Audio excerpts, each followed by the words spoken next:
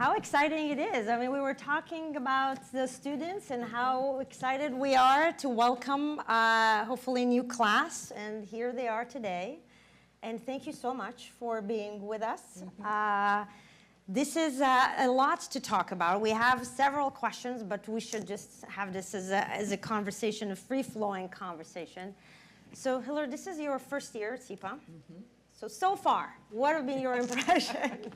Yeah, that's what I was going to start by saying, is that I came to SIPA a year ago, January, so I was a new person to both Columbia and to SIPA, and I have been just so impressed by the quality of the students, of the faculty, by the seriousness of the scholarship, research, teaching, the sense that there is a way to find a path for whatever you're interested in at SIPA, which was very impressive to me because there's such an openness. And I think with Keren as the dean, that openness has really been made manifest to everybody. That if you have an idea, we want to hear it. We want to understand what you want to work on. We want to try to make it possible for you to do that. The faculty has a broad and deep level of expertise and experience that we can make available to you. There's opportunities for cooperating with students and faculty from across the university. So I have found it to be an incredibly rich, welcoming, and energizing place. Yeah.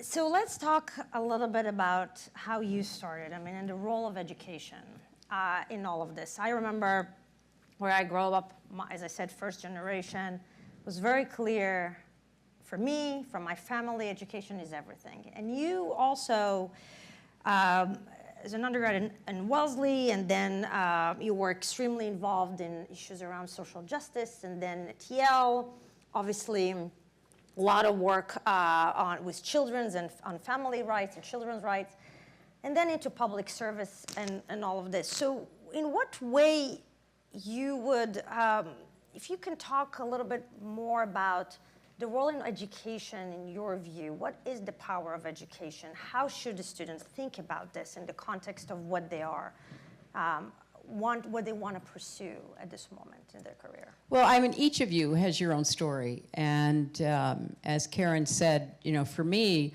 education was paramount in my family. My father had gone to college, but he went on a football scholarship that was not open to me.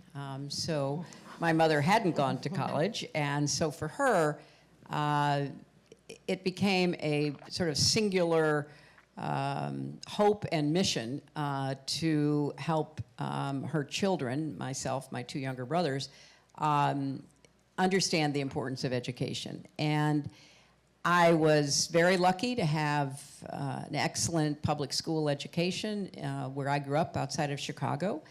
And then I went to Wellesley College, which is an all-women's college outside of Boston, and again had just an incredibly rich and rewarding time there with excellent professors who really cared about us, invested in us. And then I went to Yale Law School and had another challenging and rewarding experience there, and then began originally as a young lawyer working for the Children's Defense Fund, started by another Yale Law School graduate named Marian Wright Edelman, an African-American lawyer who became one of my mentors in work and life.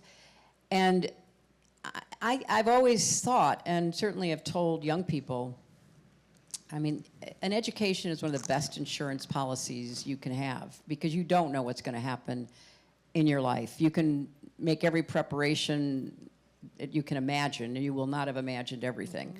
And new opportunities are available. And so having a very solid education, and then as you go through your education at the stage you are now thinking of coming to SIPA, following your interests, your passions, going as deep and far as you possibly can in learning whatever is of interest to you.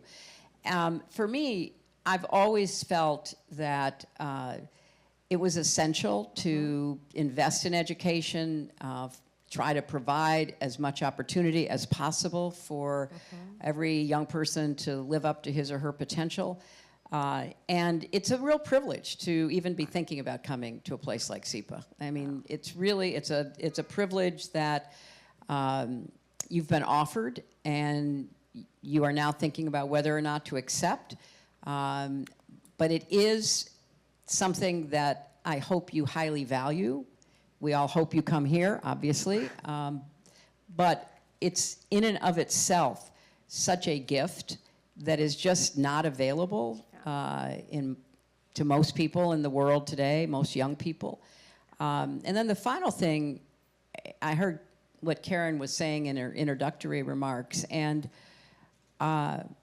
we are facing such complicated problems, and some of them require scientific solutions, economic solutions, obviously political solutions that rely on good policy and people who know how to get it implemented. So the work is as important, if not more important, than it's ever been. And therefore, your thinking about going into policy and public affairs gives you an opportunity to really challenge yourself about what you believe, try to become even more intellectually disciplined in how you analyze problems, because it is through your education and your commitment to what that education represents to you that you can make a contribution. And the world needs that so badly right now, because there's so much wrong information and so much manipulated information and so much just old-fashioned propaganda and so much ideology and all the rest of it, that trying to cut through that with evidence-based analysis and recommendations is sadly right now in short supply, and we need a lot more of it, and therefore we need more people to do what you're thinking about doing here at SIPA. Exactly. So one of the things that from early on, when you and I first met, there were two things that we wanted to do together as a first step, right? One is starting IGP, and we will talk about IGP and what they can expect and how they can be involved, because we've done this also for the students to be engaged with what we do.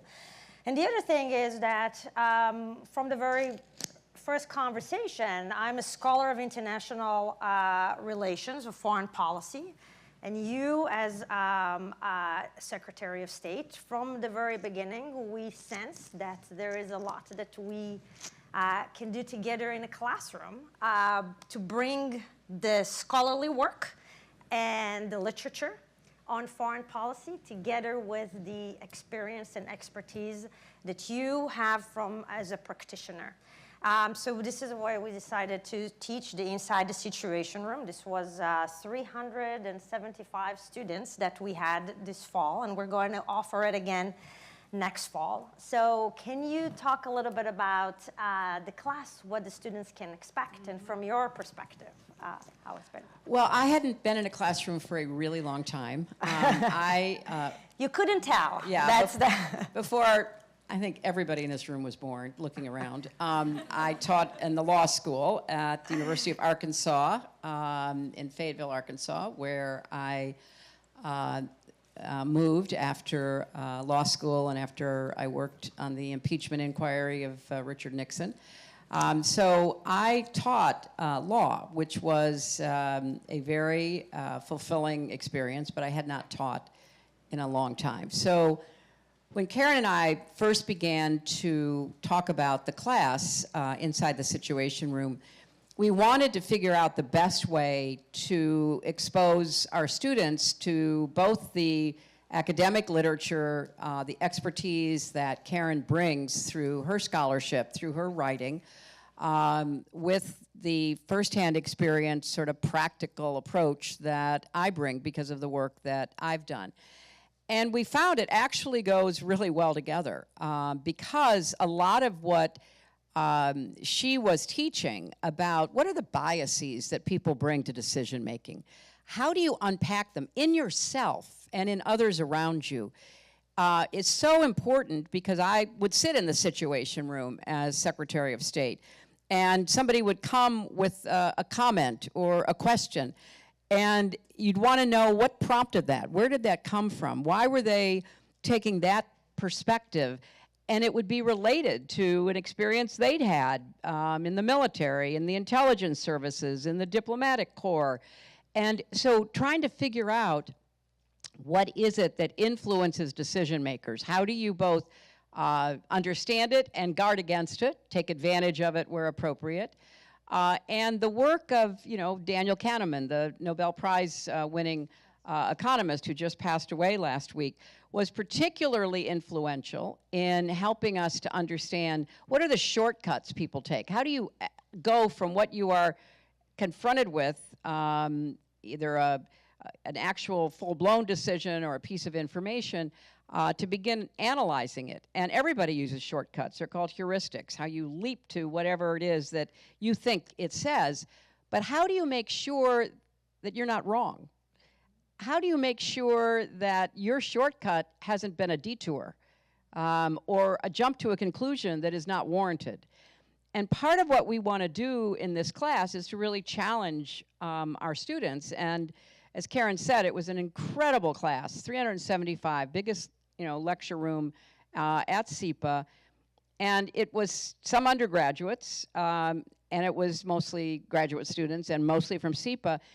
But the students had to apply because the demand for entrance into the class was very high. And so we had a chance to look at those applications and to assess people's writing and assess why people wanted to be in the class. And the other thing we did, which was very important to me, is at the end of every class, it's a 90-minute class. At the end of every class, we set 20 minutes aside so students could ask us questions, because in a big lecture, it's challenging to do that. And students would line up and ask us questions for as long as we had to vacate the classroom for the next big class, but we would stay as long as we could. And the questions themselves were really fascinating. And the way that the students approached both the curriculum that was being taught in each class based on their own experience was in itself a teachable moment. And I think it was for all the students who were there, because students would stand up, and we had Maria Ressa, who I think you're going to be meeting later, the Nobel Prize winner, the journalist from the Philippines, who has joined the SIPA faculty, and she came and did a class on mis and disinformation, because it's something she has been not only studying, but subjected to, and even charged with crimes because of her journalism, trying to get facts out about the prior government in the Philippines. And so when we got to questions, several of the students said, I want to be a journalist. I came to learn about policy, but I want to be a reporter. I want to write. But I come from a country where journalists are killed. And it's a very stark moment when you see a classmate standing up there saying, I want to be a journalist, and in the country where I come from, we have the highest rate of killing journalists of any place in the world. Or when we had a class on the role of women in crisis decision making, and getting more women's voices around the table, and in peace negotiations, because we now know, based on the available evidence, that having women involved in peace negotiations actually increases the chances that they will hold for a longer period of time, because you've gotten into communities. You're not just top-down declaring peace and walking away.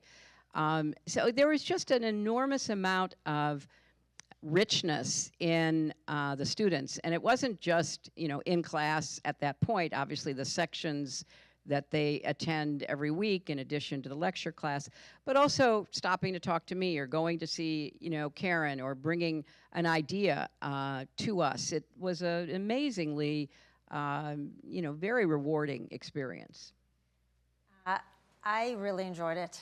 We actually took so much out of it that we're now working on a book that brings really the scholarship on crisis decision making and foreign policy together with the point of view of the practitioners, because this is the idea about how we challenge as communities. We challenge one another.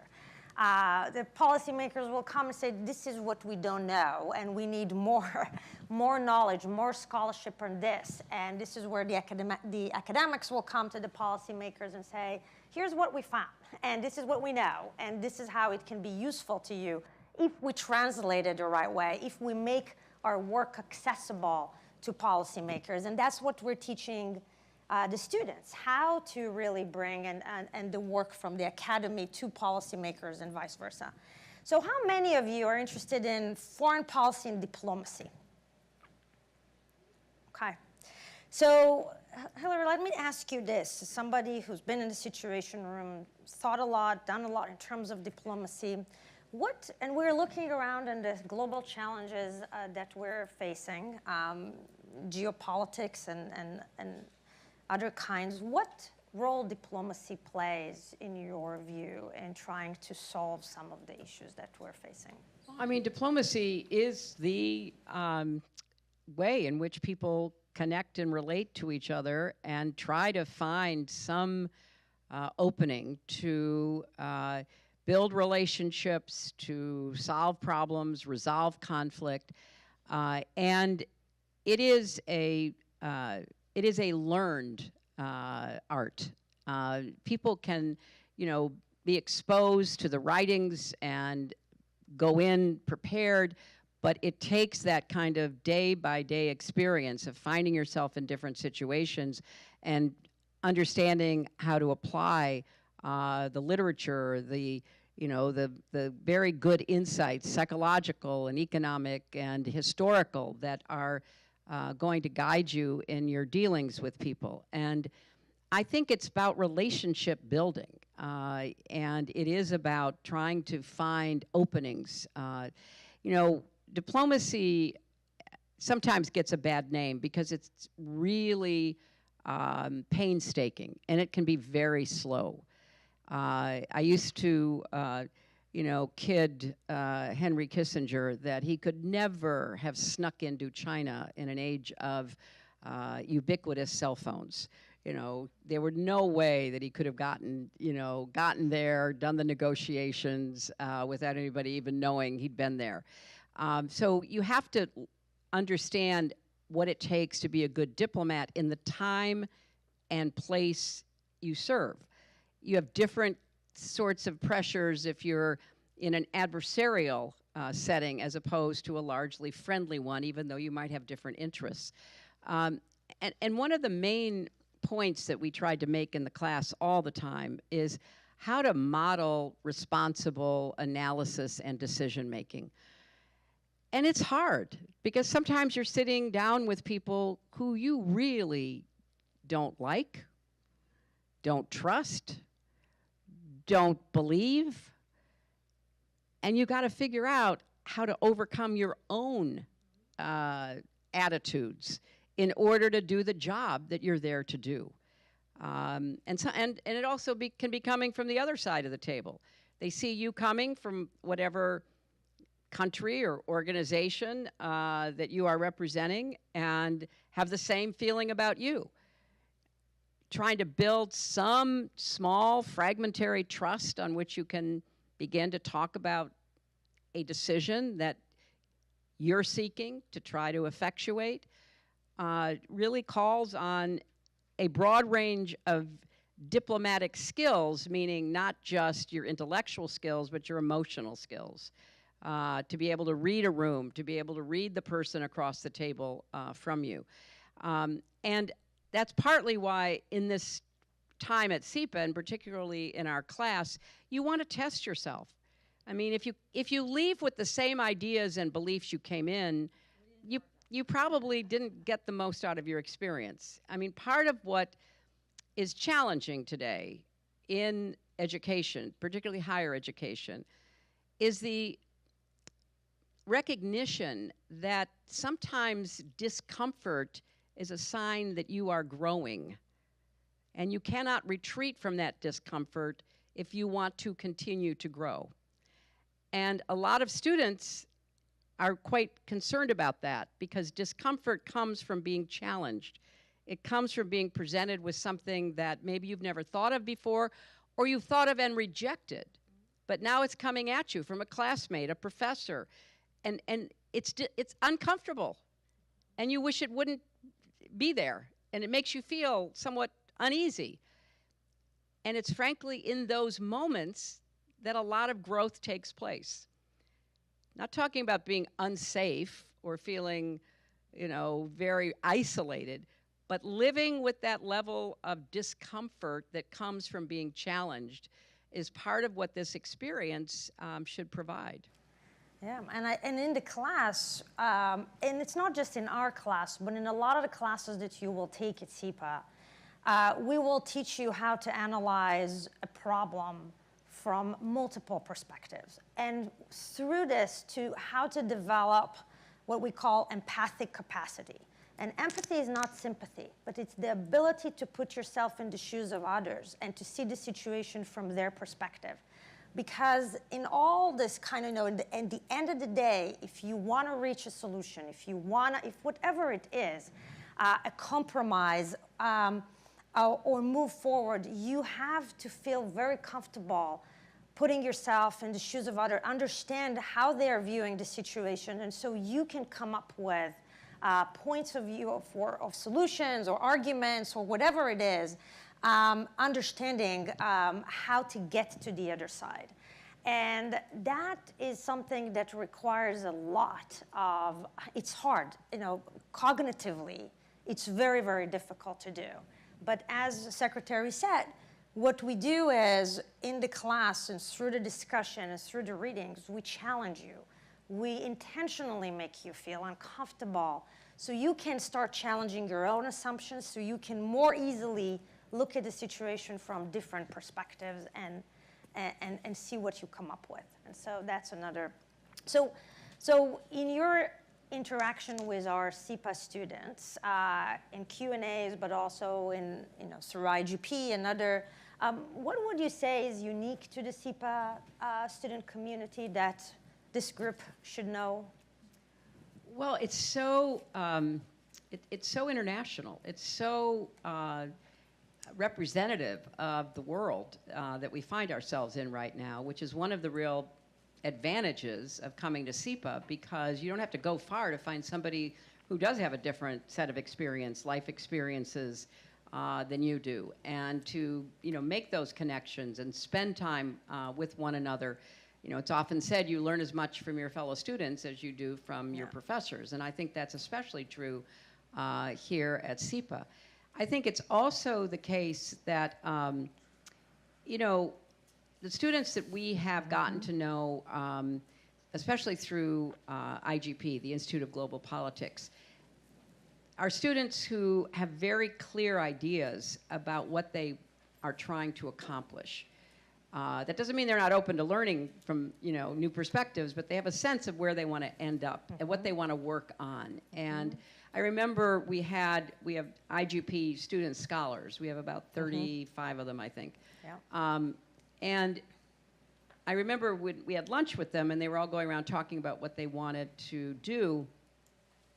I was particularly struck by one young man, probably late 20s, I think, who had been in the United States military, and he'd been assigned to work in cybersecurity. And he worked there for a few years, and then when he came out, he went to Capitol Hill to work in the Congress. And he said, one of the things that struck him was there just weren't very many people in the Congress, certainly not many members of Congress, but even in the staff, who knew much about cybersecurity. And you think about all the cyber attacks and all the privacy issues and the data collection and everything that we live with when it comes to cybersecurity, and now facing artificial intelligence. And he said, I came to SIPA because I really wanted to do some in-depth work to better understand how I could make an impact through policy, where I could find, a role that would enable me to share my expertise, but to help persuade and educate other people about what I knew I needed to understand how to make those connections and how to do the analysis that he would learn here. And I could tell you many stories like that, because students literally from all over the world who have shared why they are here with us and what they hope to learn from the whole SIPA experience. So I think that being a student here, it's like anything, it's like any experience in your life. You can make the most of it by really throwing yourself into it and really getting to know as many people as you can and spending time learning from them, as well as developing what your real expertise will become. And I think that's a very exciting opportunity. I agree. And so one of the reasons we started IGP is because we looked around, and as we said, there are significant challenges that we are facing, and they're complex and they intersect with one another in ways that not very easy to think about simple solutions. There's never really simple solutions. So, and we've taken up some of them already this year. Can you talk a little bit or share with this group what are the significant policy challenges that you see that not just we're facing, but that we can maybe do something about them or should be thinking about? Well, we don't have enough time to talk about everything that I think we are facing and how difficult it is. But I think if you zero in on what IGP has been doing, and I'll give you an example just from last week. We had a series of panels about artificial intelligence, and we had practitioners from Microsoft and Google and Meta, and we had researchers, scholars, not just from Columbia, but elsewhere. We had a representative from the European Commission and the work that they've done trying to, they're the only place in the whole world that has legislated anything on technology. Starting with privacy, and now they are struggling with AI, trying to figure out how to get their arms around it. And it was just the most impactful set of encounters, because each panelist had a different perspective, and we ended with my interviewing Eric Schmidt, the former chair of Google, who's now become quite obsessed about the dangers of artificial intelligence and has written a book, actually two, talking about what are the actual recommendations that we could translate into policy to try to rein in what is unfolding almost without any real understanding. And I was at a different conference a few months ago, and one of the major players in artificial intelligence said, this is the first time we have been not just studying something like other scientists used to do, whether it was biology or astrophysics or chemistry. You were studying what was there, trying to understand it. We are making it up as we study it, and we have no idea where it's going. And so the challenges and legitimate concerns about AI, side by side with the hoped for benefits, is going to be a huge purpose of IGP, trying to bring people together, trying to make a contribution to the policy debates, trying to urge policy action, because we just know, left to its own, in 5 years, we're going to look around and say, well, wait a minute, how did we let this happen? And then, of course, the role of AI in information warfare, in actual warfare, in the both disruption and undermining of business models, what it's going to do to democracy. I mean, just take that one issue, which may or may not be the issue you're interested in. It's going to cut through everything. If we're talking about how you make good evidence-based decisions, and you don't even know what the evidence is, and you can't rely on the information you're given, and there are not enough people around you, as this young man told us, who can even understand what the red flags might be, how do you make decisions? How do you make decisions in your own life? That's hard enough. but how do you make decisions on a broader scale, whether it's in a government or in a business or wherever it might be? So these are some of the cross-cutting challenges. You can take any crisis we have right now in the world and go very deep in each one of them. And we want you to. We want you to understand the best you can. We want you to be able to argue all sides and then decide what you really believe and figure out how to make a contribution. But there are cross-cutting challenges. Climate change is another one of those. You know, energy usage and climate change going to cut across everything. Mass migration connected to climate change. It's another cross-cutting issue. I mean, you just can look at both the, you know, sort of the vertical and the horizontal when you think about what you want to study, what you want to learn, and how it's all connected. Because as, you know, Keren said, it is all connected in one way or another. We live in an interconnected world, even though a lot of people would prefer not to live in an interconnected world. We live in one, and you have to figure out how to understand it, and best as you can, figure out how to, you know, intersect with it. Yeah, and then on top of this, we put the geopolitics and how the crisis and the wars and authoritarian actors and how they take advantage of the new technologies and the implications for democracies, especially as you will see next year, this is an election year, right? Half of the world's population is voting next year. And so one of the things we will do in IGP is monitor in real time what do we see the role of AI in elections around the world, what do we learn? And then obviously we'll have a lot going on the elections here in the United States. Do you want to say something about the election here? No, I have a lot to say about that also. I'll save it for IGP. But I think, look, if half the world is voting, some of them in sham elections, like the one we just saw in Russia, for example, but others in very consequential elections. And you'll see an election in June for members of the European Parliament.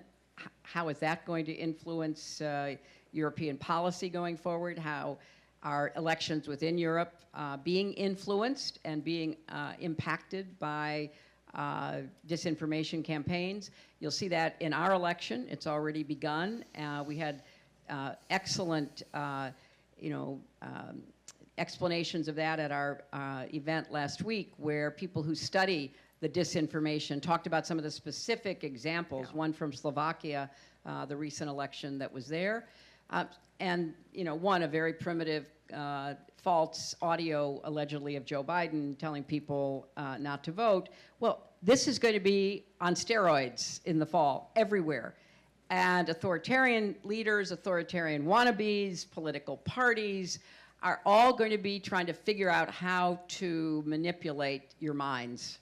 Because that's really what it comes down to, how to inject false information, how to mislead you, chase rabbits down conspiracy, holes, and figure out how to get you either to refrain from voting because you're being fed information about specifics that are troubling to you or even misled about an election, or get you to vote a certain way. All of this is going to be part of our extra curriculum through IGP, because this is one of the most critical issues we're going to be facing. How do you run elections when you can't tell what the truth is, or even figure out if somebody said what they allegedly said in the video you just saw on TikTok? Is that the real person? Is that a really good deep fake? What is it? So how do you know what to even believe that can influence your vote or your participation? We have a lot to cover next fall. Yes, and I highly recommend you watch the event we did last week on the threat of AI to the elections. And if you're not already anxious and depressed, this will definitely get you there. And wait until you meet Maria Ressa. That's definitely very important. Last two quick questions. One I talked a little bit about another exciting thing that we launched, which is the Women's Initiative. Can you talk a little bit about how you view the role of gender equality in the world facing? Well, this was something that obviously I was very interested in doing, but it really came from students. One of the very first questions we were asked in our class, going back to the beginning of the fall semester, was from a young woman who, said, I'm very interested in, women's full participation, women's equality, women's power. Are you going to be covering that? And we said yes. And then she said, well, what are you going to be doing about it? And we said, well, we're going to have a women's initiative. And that's what we decided to do. And this initiative is focused on the broader questions about women's inclusion in government, policymaking, political activity.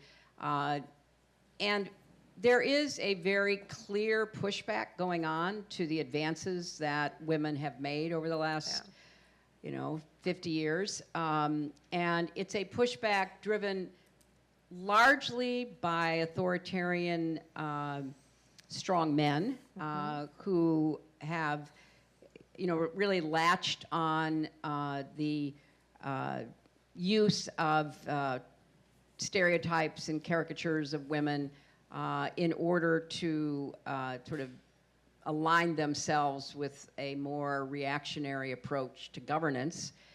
So you'll hear, Xi Jinping in China say women should go back to the home and start having babies because the disastrous policy, the one-child policy of China has decimated their demographics. They're in terrible demographic trouble. So who's supposed to save the country? Women, who are not even present any longer in the governing bodies.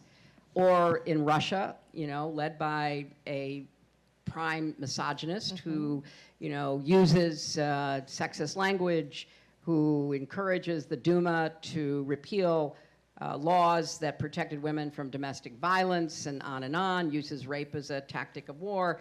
But even in this country, the rolling back of, Roe v. Wade, the reversal by the Supreme Court, sending a very clear message that women were not to be trusted to make our own decisions about the most personal choices.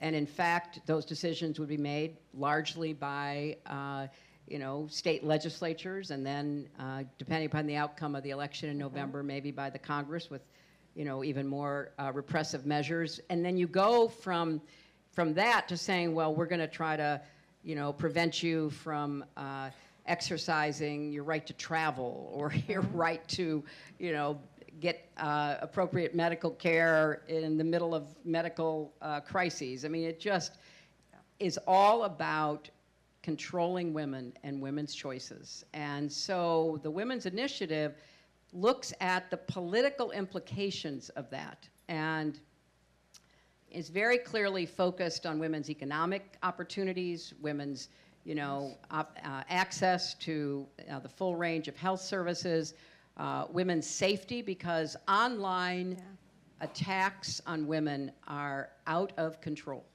The virulence, the threats, if you are a woman in the public eye, obviously in politics and government, but it can be in entertainment, it can be in business, it can be anything.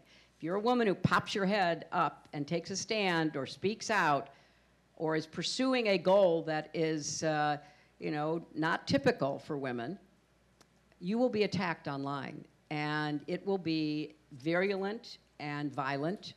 And it's something we take very seriously as a problem. Because if you chill women's participation, and I talk to young women all the time who say, well, I was thinking about maybe running for office, but it's just so scary out there. And I can't pretend to disagree with them. It is scary.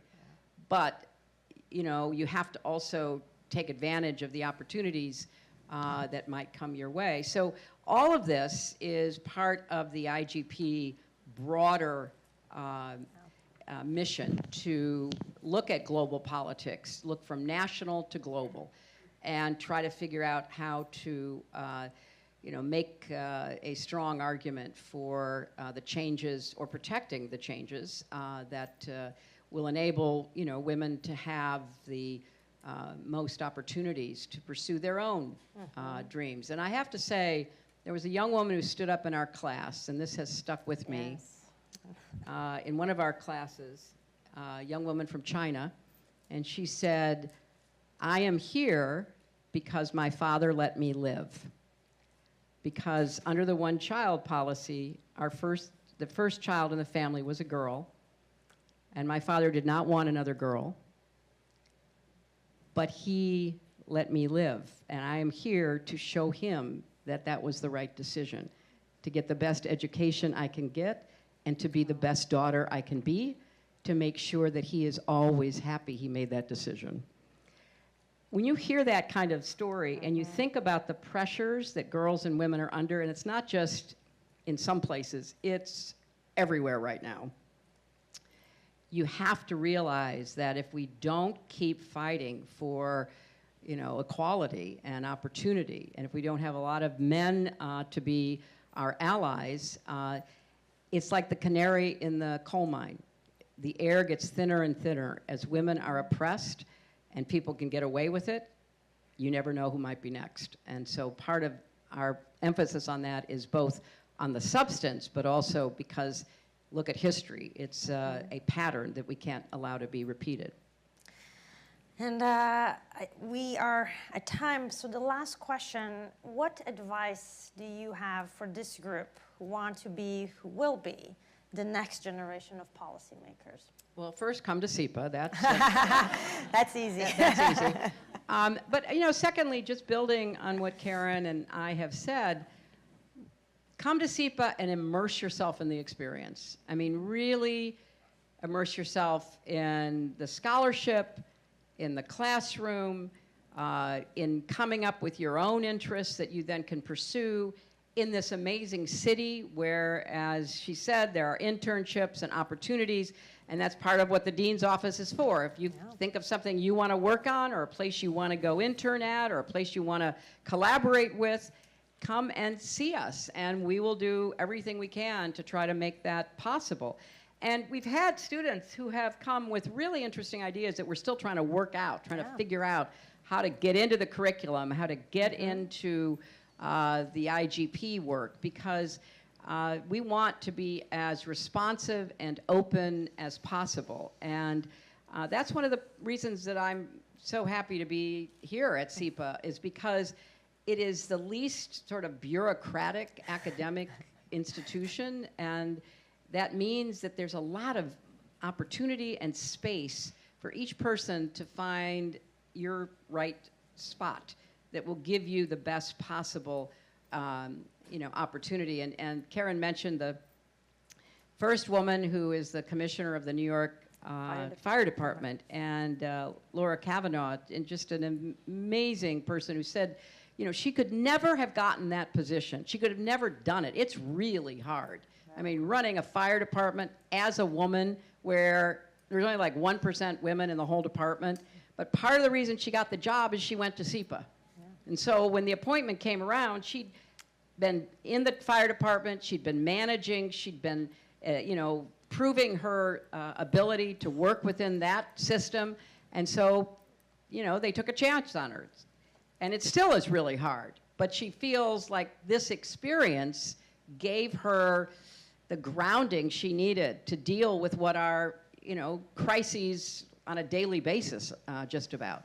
So I think if that's the kind of career you want, if that's the kind of challenge you're willing to accept, then this is the place for you, because we can help to tailor opportunities that will enable you to dive deep into whatever you're interested in, as well as get a really good, broad base of education and experience. Thank you so much, Secretary Clinton. Thank you for your commitment. Thank you for your passion. Thank you for all that you do. The students are very lucky to have you, and I hope you will have a chance too. Thank you very much.